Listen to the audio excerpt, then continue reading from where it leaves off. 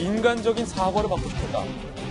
어쩌면 이 여성이 계속 참아왔던 이유, 그리고 마지막에 고소를 결심한 이유, 해당 여성의 심경에 드러날지도 모르겠습니다.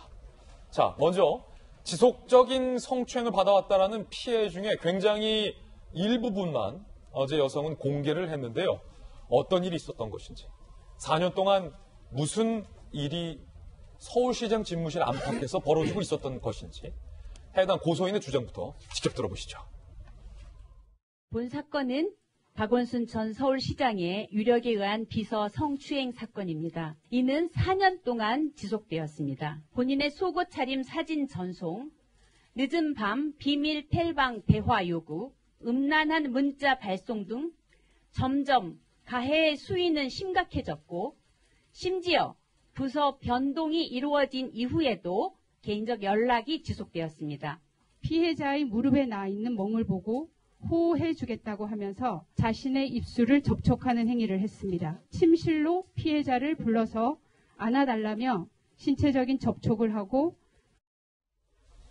물론 앞서 말씀드리지만 이번 사건에 대한 공식적인 수사가 진행되지 않았기 때문에 오늘 저희 방송에서도 해당 피해를 호소하는 고소인의 주장이라는 단서를 달고 여러분께 소개를 해드리겠습니다. 구체적으로는 아직 단정할 수 없다라는 말씀 드리겠는데, 일단은 이재명 기자, 해당 고소인 측에서 설명하는 내용이 상당히 구체적입니다.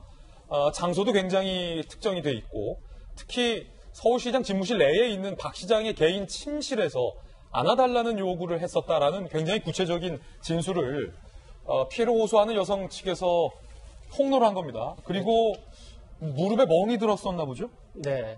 지금 뭐 얘기하는 건 어쨌든 다시 한번 말씀드리지만 여성 단체와 그리고 피해를 호소하는 고소인의 변호인 측의 주장입니다. 그 주장을 지금부터 설명해 드리면 아주 내용이 구체적인데, 얘기한 것처럼 뭐 셀카를 찍자면서 집무실 안에서 신체 접촉을 했었다, 이런 얘기가 있고요. 그리고 무릎에 멍이 들자 호해주겠다면서 무릎에 입술을 맞췄다, 이런 진술도 있었고요. 그리고 얘기한 것처럼 지금 집무실이 열린 시장실이라고 해서 통유리로 되어 있습니다. 지금 나오는 것처럼 신체 접촉이 있었던 거고요. 그리고 집무실 통유리로 되어 있는데 그 안에 별실이 있었던 거죠. 내실이 이제 침실이 있었는데 침실로 오라고 그래서 안아달라, 이렇게 신체 접촉을 했었다는 거고요. 그 밖에도 텔레그램 비밀 대화방에서 음란한 문자를 보내거나 속옷 입은 사진을 지속적으로 전송했다는 겁니다.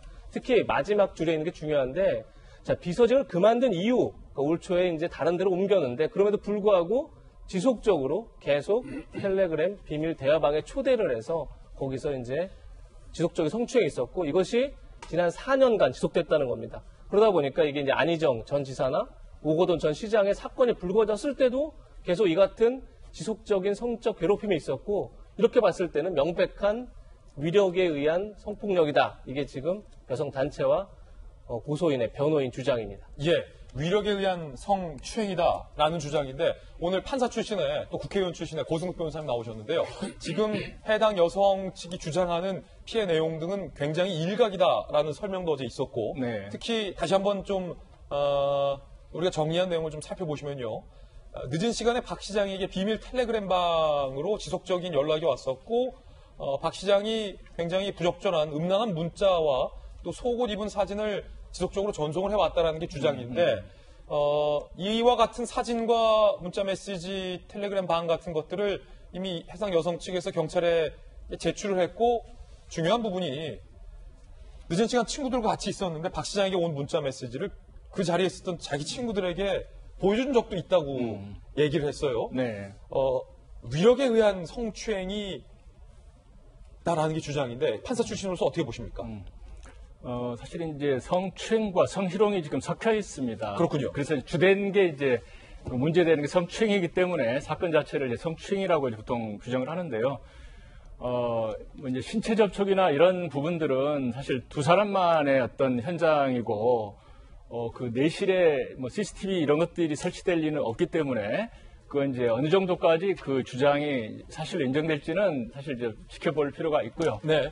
다만 이제 음란 사진 문자 이건 이렇게 증거가 남아 있는 거기 때문에, 이번에 이제 어제 발표하신 것도 보면은 고소인 측에서 경찰에 제출하기 전에 사적으로도 포렌식을 했다. 예. 아, 본인의 휴대폰을 네. 포렌식을 했다. 그러니까 경찰한테만 넘겨주고 나서 증거가 혹시 사라질까를 두려워했었던 것 같아요. 예. 그렇기 때문에 사적으로 포렌식한 증을 가지고 있다 하는 걸로 미뤄봐서 적어도 음란 사진 문자 전송에 관한 어제의 주장은 상당한 그 근거를 가질 가능성이 있다는 생각이 듭니다. 예. 그래서 이제 전체적으로 보게 되면은 일반인들 같은 경우는 이제 두 가지죠.